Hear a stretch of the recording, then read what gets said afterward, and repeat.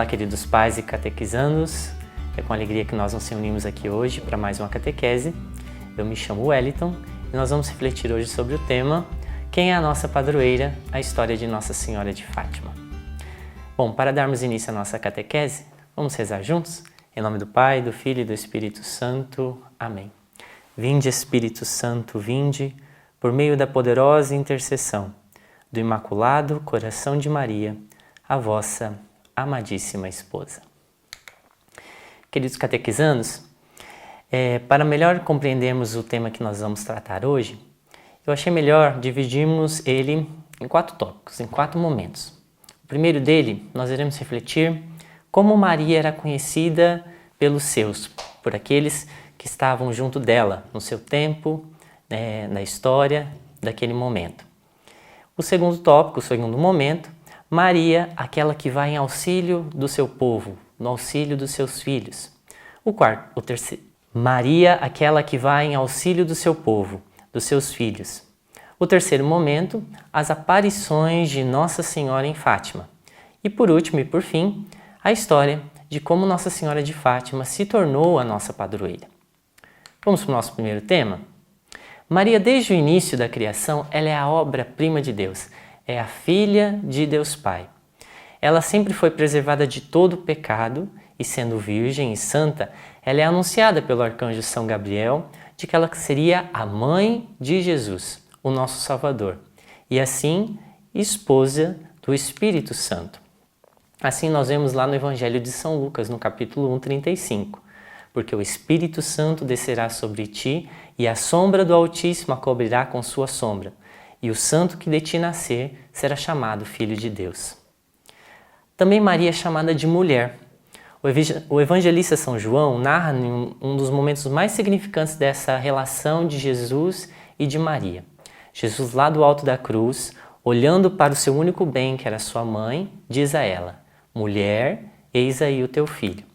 E depois, se voltando para João, o discípulo que ele mais amava, que ali representava cada um de nós, diz: eis aí a tua mãe. E dessa hora em diante, o discípulo João a levou para a sua casa. E fica aqui uma pergunta para cada um de nós. Será que nós temos sido, assim como o João, tendo a mesma atitude dele de levar Nossa Senhora para a nossa casa, para a casa do nosso coração?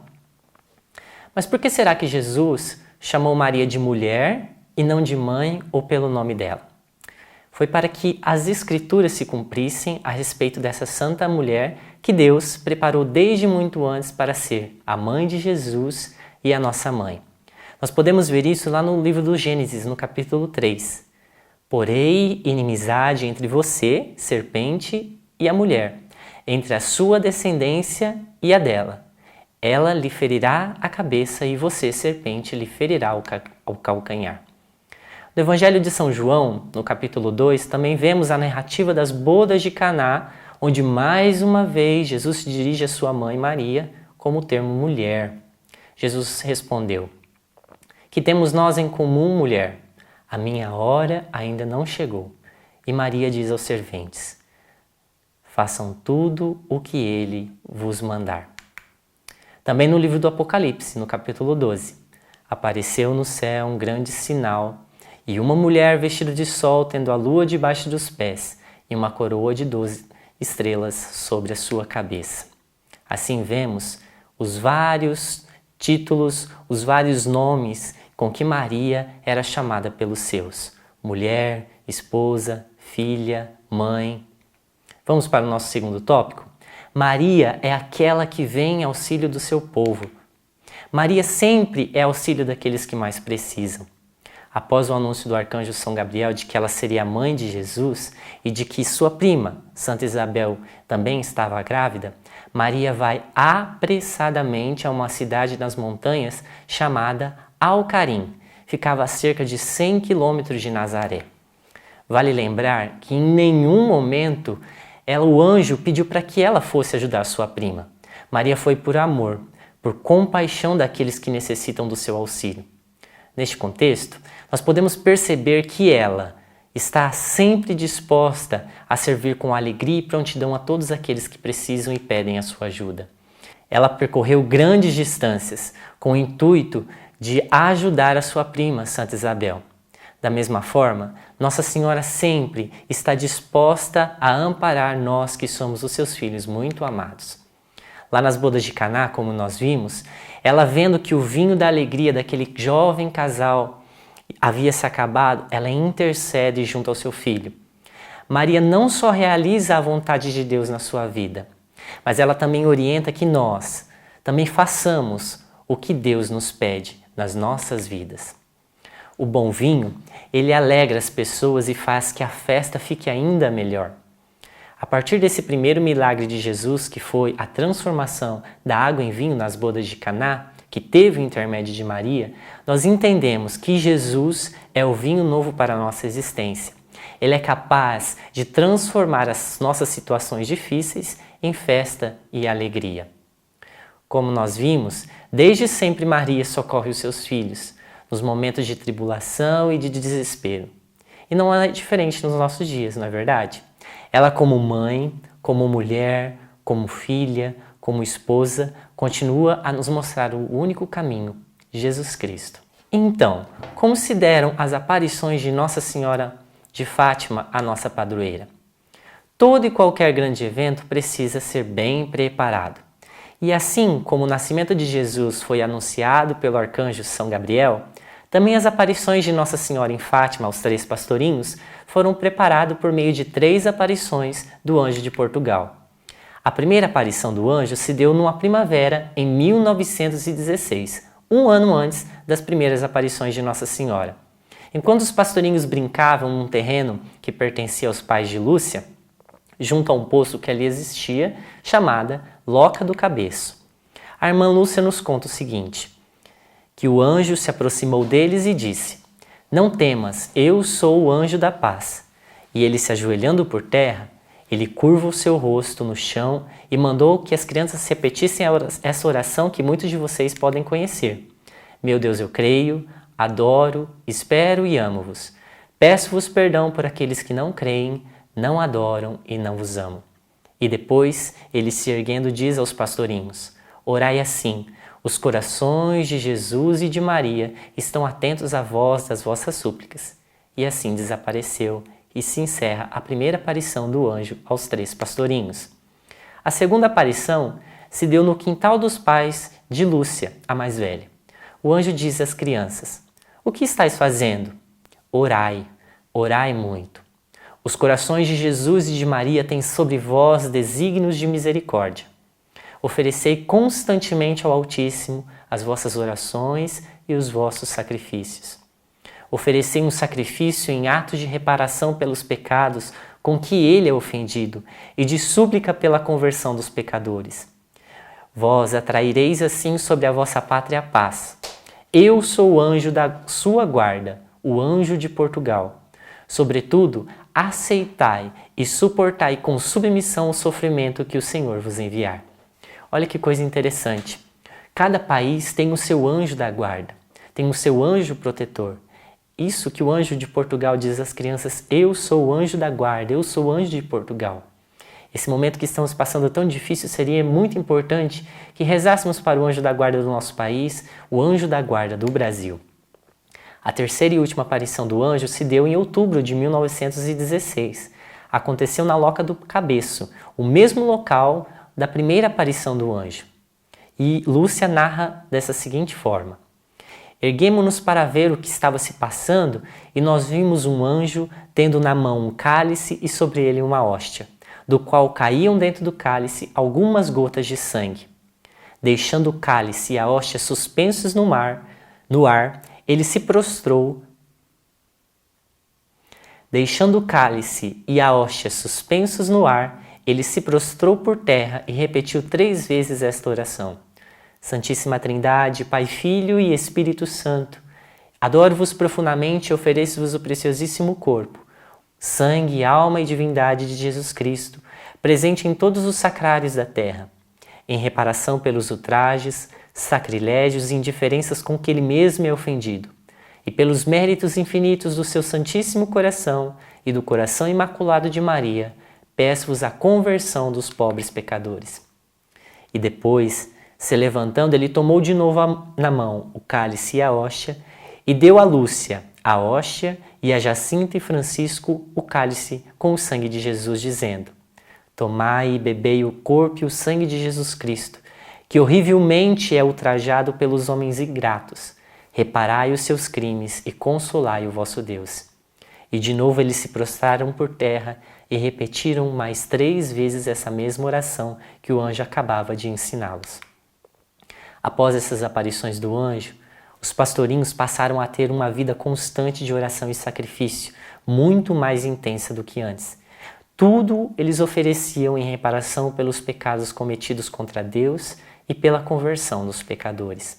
Mas antes de falar sobre as aparições e para que a gente possa entender sobre a mensagem de Nossa Senhora de Fátima, é importante a gente contextualizar o que estava acontecendo no mundo naquela época. Em 1917, o ano das aparições de Nossa Senhora de Fátima, acontecia no mundo a Primeira Guerra Mundial, que começou em 1914 e terminou em 1918, matando mais de 20 milhões de pessoas. A primeira aparição de Nossa Senhora de Fátima, 13 de maio de 1917. As 3 crianças apacentavam um pequeno rebanho de ovelhas que pertenciam à família de Lúcia, num lugar chamado Cova da Iria, que pertencia à freguesia de Fátima, Vila Nova de Ourém. Lúcia de Jesus, a mais velha, tinha 10 anos, Francisco e Jacinta Marto, seus primos, tinham 9 e 7 anos. Lá por volta do meio-dia, depois deles rezarem o terço como habitualmente eles faziam, estavam brincando ali de construir um pequeno cercado de pedras. De repente eles viram um relâmpago muito forte e pensaram em ir embora, achando que era chuva. E quando desceram mais um pouco, viram novamente esse relâmpago. E quando se voltaram para uma pequena arvorezinha chamada azinheira, viram sobre essa árvore, uma pequena árvore chamada azinheira, uma senhora mais brilhante que o sol. É assim relatam os pastorinhos. Era mais ou menos por volta do meio-dia. Depois deles rezarem o terço como habitualmente eles faziam, estavam brincando ali de construir um pequeno cercado com pedras. De repente eles viram um forte relâmpago e, achando que ia chover, decidiram ir embora para casa. Mas descendo um pouco a colina, viram novamente esse relâmpago. E sobre uma pequena árvore chamada azinheira, viram uma senhora mais brilhante como o sol, em cujas mãos tinha um terço branco. A bela senhora disse aos 3 pastorinhos que era necessário rezar muito e convidou-os a voltar na Cova da Iria durante 6 meses seguidos, sempre no dia 13 e na mesma hora. E Nossa Senhora ainda acrescentou: rezem o terço todos os dias para alcançarem a paz para o mundo e o fim da guerra. A segunda aparição se deu em 13 de junho. E nessa segunda aparição, Nossa Senhora revela que levaria em breve o Francisco e a Jacinta para o céu. Mas Lúcia ficaria mais um tempo aqui na terra para ser instrumento para tornar Nossa Senhora mais conhecida e mais amada. Como nós sabemos, São Francisco Marto, hoje santo, morreu em 1919 e já Santa Jacinta Marto em 1920. Foram vítimas da gripe espanhola, uma grande epidemia que matou milhares de pessoas naquela época. Uma epidemia muito semelhante com Francisco morreu em 1919, Jacinta em 1920. Eles foram vítimas da gripe espanhola, uma grande epidemia que matou milhares de pessoas naquela época, uma epidemia semelhante à que estamos vivendo hoje. É importante lembrar que nesta aparição, os pastorinhos eles perceberam que na palma direita de Nossa Senhora estava um coração cercado de espinhos. Os 3 pastorinhos compreenderam que se tratava do Imaculado Coração de Maria, que ofendido pelos graves pecados da humanidade que deveriam ser gravemente reparados. Nossa Senhora também revelou o desejo de seu filho de estabelecer no mundo a devoção ao Imaculado Coração. Nossa Senhora disse a Lúcia: não desanimeis, eu nunca te deixarei. O meu Imaculado Coração será o teu refúgio e o caminho que te conduzirá até Deus. A terceira aparição se dá em 13 de julho. Foi nessa aparição que Nossa Senhora revelou o famoso Segredo de Fátima, que contém 3 partes: a visão do inferno, a devoção ao Imaculado Coração e a perseguição à Igreja e o atentado que o Papa João Paulo II sofreria em 1981. Mas para não ficar muito longa a nossa conversa e a nossa catequese, esse assunto fica para uma outra oportunidade. Lúcia então pergunta para Nossa Senhora o que ela queria deles, e Nossa Senhora diz: quero que venhais aqui no dia 13 do mês que vem, que continueis a rezar o Santo Terço todos os dias em honra de Nossa Senhora do Rosário, para obterem a paz para o mundo e o fim da guerra, porque só ela lhes poderá valer. Lúcia então pede que Nossa Senhora realize um milagre, porque desde a segunda aparição de Nossa Senhora, em junho, milhares de pessoas foram à Cova da Iria para ver o que estava acontecendo ali e para que as pessoas acreditassem que Nossa Senhora estava aparecendo para os pastorinhos. E Nossa Senhora diz: continuai a vir aqui todos os meses seguintes. Em outubro eu direi quem sou e o que eu quero, e farei um grande milagre para que todos acreditem. Nossa Senhora ainda insiste: sacrificai-vos pelos pecadores e dizei muitas vezes, em especial quando fizerdes alguns sacrifícios: ó meu Jesus, é por vosso amor, pela conversão dos pecadores e em reparação pelos pecados cometidos contra o Imaculado Coração de Maria. Após essas palavras, Nossa Senhora mostra o inferno para aquelas pequenas crianças e com um olhar de bondade e tristeza, ela lhe diz essas palavras: vistes o inferno, para onde vão as almas dos pobres pecadores, e para salvar, Deus quer estabelecer no mundo a devoção ao meu Imaculado Coração. Se fizerdes aquilo que eu vos disser, muitos irão se salvar e terão paz. A guerra vai acabar, mas se não deixarem de ofender a Deus, no reinado de Pio XI, começará outra pior. Quando virdes uma noite iluminada por uma luz desconhecida, sabei que é o grande sinal que Deus vos dará, que irá punir o mundo de seus crimes por meio da guerra, da fome e da perseguição à Igreja e ao Santo Padre. Para impedir, eu virei pedir a consagração da Rússia ao meu Imaculado Coração e a comunhão reparadora nos primeiros sábados. Se vocês atenderem os meus pedidos, a Rússia se converterá e terá paz. Senão, ela espalhará os seus erros pelo mundo, promovendo guerras e perseguições à Igreja. Os bons serão martirizados, o Santo Padre terá muito que sofrer, várias nações serão aniquiladas, mas por fim, o meu Imaculado Coração triunfará. O Santo Padre consagrará a mim a Rússia, que se converterá, e será concedido ao mundo algum tempo de paz. E em Portugal conservar-se-á sempre o dogma da fé. Por fim, o meu Imaculado Coração triunfará. O Santo Padre me consagrará a Rússia, que se converterá e será concedido ao mundo algum tempo de paz. E em Portugal irá se conservar o dogma da fé. Vale lembrar que esse pedido de Nossa Senhora se enfatiza sobre o comunismo, que naquela época assolava e era o epicentro do comunismo, era a Rússia. E a Rússia, sendo consagrada, não espalharia assim os seus erros pelo mundo todo. Nossa Senhora então pede que não digam a ninguém sobre os segredos, mas ao Francisco sim. Mas por que disso? Lúcia era a única das 3 crianças que via, ouvia e falava com Nossa Senhora. Já Jacinta somente via e ouvia, e Francisco somente via a Virgem Maria. Nossa Senhora ainda ensina os pastorinhos essa bela oração que, hoje em dia, nós rezamos sempre ao final de cada dezena do Santo Terço. Ó meu Jesus, perdoai-nos, livrai-nos do fogo do inferno, levai as almas todas para o céu e principalmente as que mais precisarem. A quarta aparição. A quarta aparição se deu em 19 de agosto de 1917. Oxe, mas por que não no dia 13? Pois é, nessa aparição, que ocorreu no dia 19, as crianças foram presas pelas autoridades civis da cidade de Leiria, a fim de que as crianças contassem a eles os segredos que Nossa Senhora tinha revelado para eles. Mas eles até ameaçaram jogar as crianças num grande caldeirão de óleo fervendo, caso se elas não contassem o que havia escutado e recebido de mensagens de Nossa Senhora. Felizmente, isso não aconteceu e logo depois eles foram soltos. Essa aparição, diferente das outras, não aconteceu na Cova da Iria. Dias depois do sequestro, em 19 de agosto, eles estavam próximos a um local chamado Valinhos, que pertencia aos pais de Lúcia, e ali Francisco, Jacinta e Lúcia presenciaram a aparição de Nossa Senhora. E Nossa Senhora diz aos pastorinhos: quero que continuais ir à cova da Iria no dia 13, que continueis a rezar o terço todos os dias, e no último mês eu farei um milagre para que todos acreditem. E tomando um aspecto mais triste, Nossa Senhora diz: rezai, rezai muito e fazei sacrifícios pelos pobres pecadores, que vão muitas almas para o inferno, porque não tem quem se sacrifique por elas. Quinta aparição, 13 de setembro. Nessa aparição, Nossa Senhora continua a insistir com os 3 pastorinhos. Continuem a rezar o terço em honra de Nossa Senhora do Rosário todos os dias, para alcançarem o fim da guerra.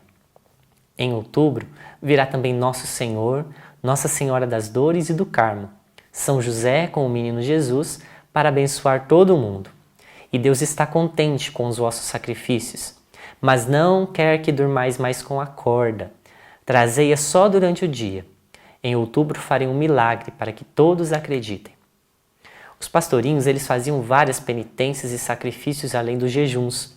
E eles traziam apertados na sua cintura uma corda grossa e áspera. Eu acho interessante que Nossa Senhora não pede para eles pararem de usar essa corda, mas que somente não a usem durante a noite enquanto eles estão dormindo. Imaginemos, são crianças de 10, 9 e 7 anos.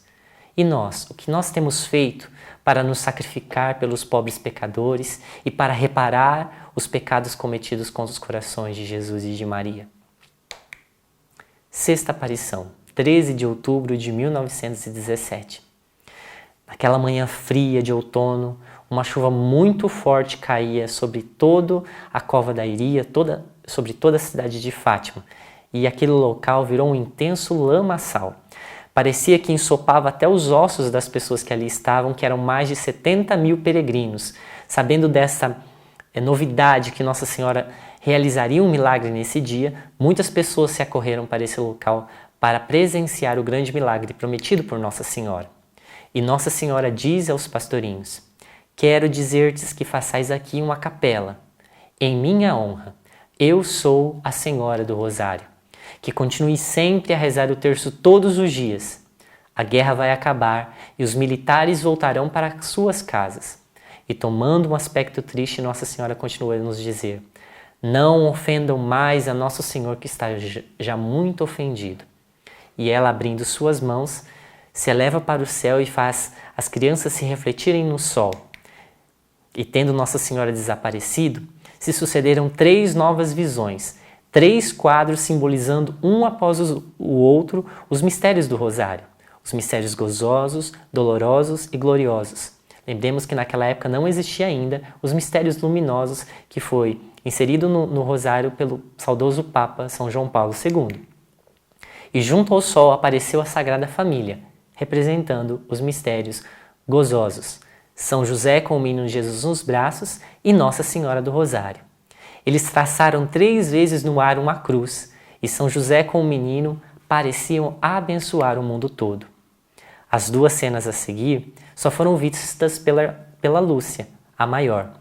Primeiramente, Nosso Senhor cheio de sofrimentos, como no caminho do Calvário, e Nossa Senhora das Dores, mas sem a espada no coração.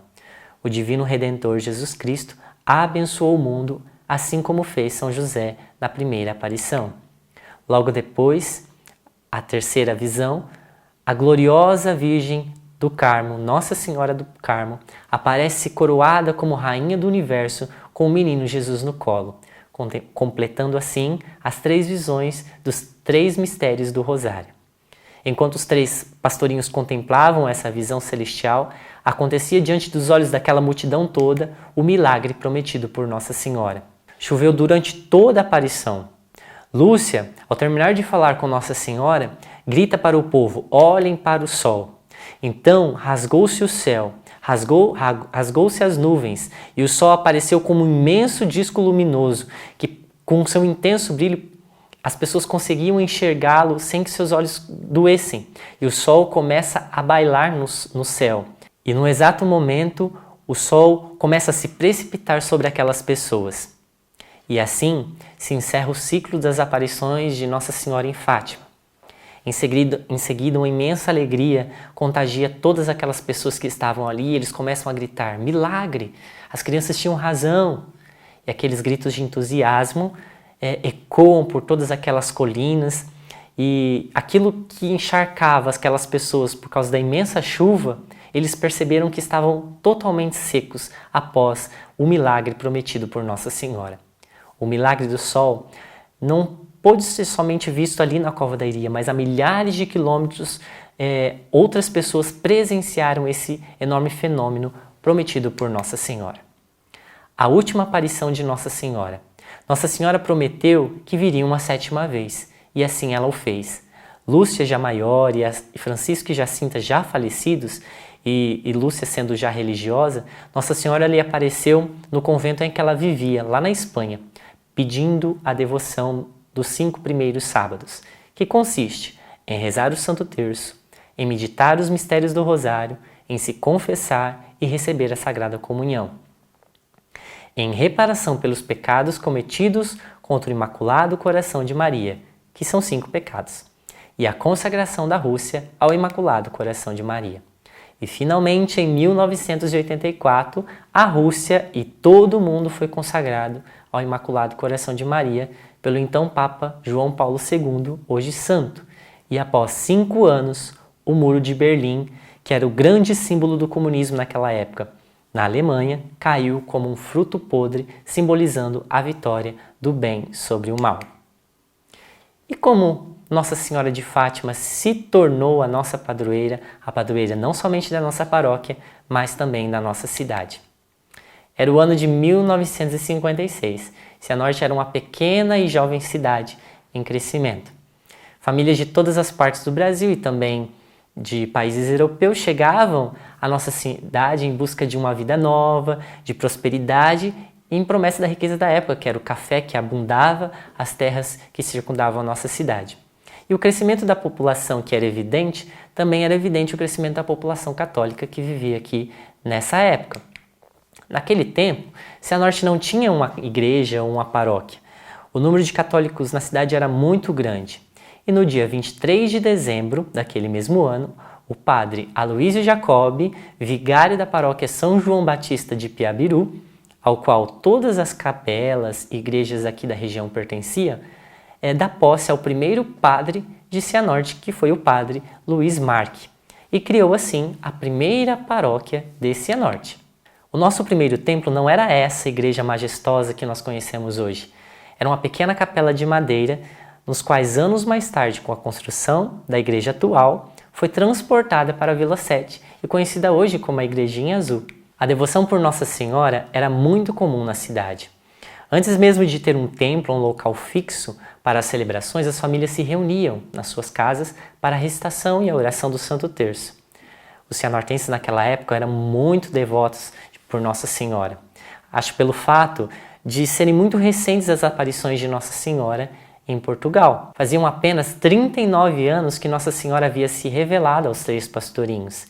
E assim, com a vinda de várias famílias portuguesas para a nossa cidade, diversos fiéis se tornaram devotos da Virgem Maria, a Senhora do Rosário de Fátima. Foi então que a pioneira Ana Maria Manfrinato ofereceu no altar daquela pequena capela, daquela pequena paróquia, um quadro de Nossa Senhora de Fátima com os 3 pastorinhos. Esse gesto demonstrou a importância dos ensinamentos de Nossa Senhora e concluiu que Cianorte havia escolhido a sua padroeira. Hoje esse quadro se encontra conservado em nossa secretaria paroquial, uma verdadeira relíquia, e você pode conhecer. Hoje, 64 anos depois da fundação da nossa paróquia, Nossa Senhora de Fátima é lembrado todos os anos no dia 13 de maio, como padroeira da nossa cidade e também da nossa paróquia.